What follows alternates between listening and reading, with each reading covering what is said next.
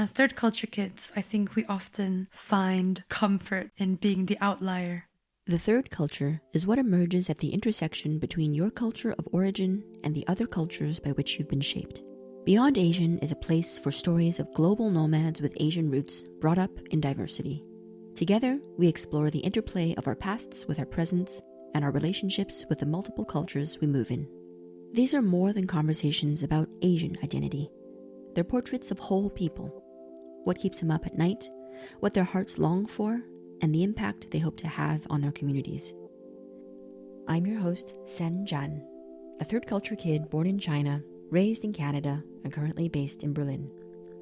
This series is a first step towards making peace with my own Asian background, and it's my hope that other third culture Asians will hear themselves reflected in our stories.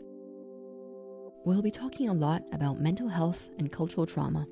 My family has a lot of mental health problems too. My dad, coming from a background where his father was a heroin addict, I started to live 24/7 in fight or flight mode.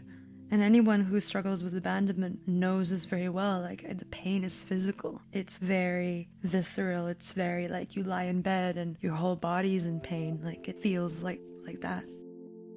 We'll be covering important but underrepresented issues like sex, sexuality, and censorship. Because sex education is sometimes still very mechanic or just directive. You should do this, you should do that. But oftentimes it wipes away people's diversity. How does it feel like to have unprotected sex? Because a lot of people do have it. Because nowadays we've been shut down so many times, and sometimes it's just several episodes were deleted, and sometimes it's the whole podcast being deleted.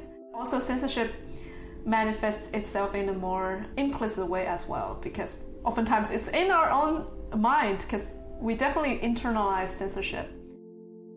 I work about 80 hours a day, so I get to forget about my sexual preference. I get to forget about that sort of painful part of being gay and what that is. So I think residency was almost a gateway for me to escape.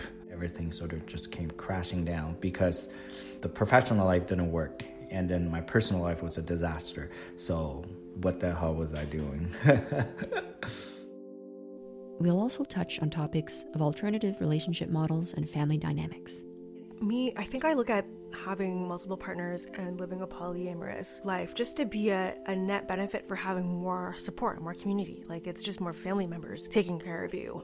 I knew it was going to be uncomfortable because my lifestyle isn't going to be something that she quote unquote approves of or understands even. And I think looking back, my mom and I, we never really established those boundaries because I didn't know where my boundaries were and how to hold them with her. Well, I'm just grateful I'm, coming to these lessons now as opposed to another 30 years from now. Join us as we uncover the richness of experience that our guests bring to Beyond Asian, Stories of the Third Culture.